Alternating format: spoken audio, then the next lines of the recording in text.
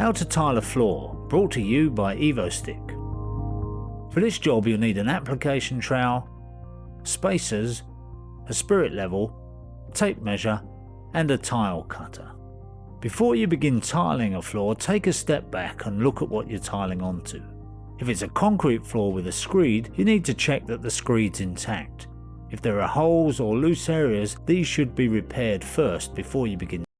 Timber floor, you need to think about movement.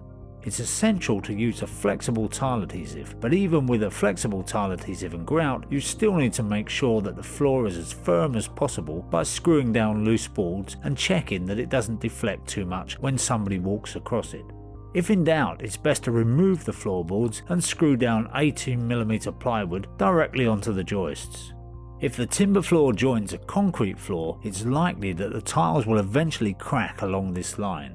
So the join needs to be bridged, or the tiles need to be laid either side of the line, so there's a flexible grout line over the joint.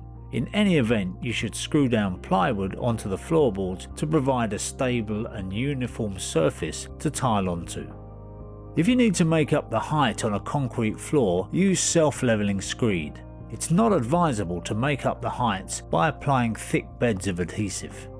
Before you begin, mark out the center of the room so you can establish the position for the first line of tiles. Ideally, this will run down the middle of the room, and this will ensure that the cut tiles are the same on both sides of the room. You also need to look at how the tiles run into the doorway to try and avoid any impossibly small cuts. We have a range of ready-mix tile adhesives for a variety of floor surfaces, and also offer a 2-part rapid set adhesive that can be grouted within 4 hours. This is ideal when you need to get the room back into action the same day. The adhesive should be combed through with a notched trowel to provide an even bed. The required depth of these notches varies between products, so please check the instructions before you purchase the trowel. If the subfloor is flat and your adhesive bed is applied evenly, then the tiles should also be flat. The only exception to this is when laying tiles with an uneven back. In this case, you need to butter the backs of the tiles to fill in any voids or dips. Always use a solid bed of adhesive to ensure that the tiles are supported over the full area. When placing tiles onto the adhesive, you need to maximize the contact between the adhesive and the tiles. To help this, try twisting or sliding the tiles slightly as you place them on the floor, as any air pockets under the tiles may lead to the tiles cracking. It's recommended that you should periodically lift the tile to check that the adhesive has spread across the whole tile. When spreading the adhesive, it's important not to spread too far ahead, as this may begin to dry on the surface, impairing adhesion. Though our fast set product allows you to grout after 4 hours, we recommend allowing all our other adhesives to dry for 24 hours before grouting the tiles. See the individual packs for further advice on this. EVO-STIK has a wide range of grouts available in different colours to match or complement your styles. There are 2 kinds of grout, ready mixed, which can be used straight from the tub, or powdered cement-based grouts.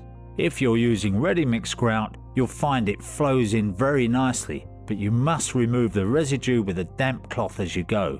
Once it's dry, it will take many hours of scraping to remove. Cement-based grout needs to be mixed with water and has a limited open working time before it sets hard, so mix only what you can use in 15 minutes and try to clean up as you go.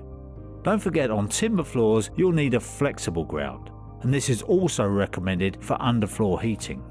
Remember, when choosing your adhesive and grout, consider the kind of tile and the type of floor that you're going to tile to. EVO-STIK has a range of products that will meet the needs of any domestic tiling application according to the speed of set, the type of tile or type of surface. We have a product specifically for wooden floors which will accommodate the movement that you get with this kind of surface, and also a product which can be used exclusively with underfloor heating.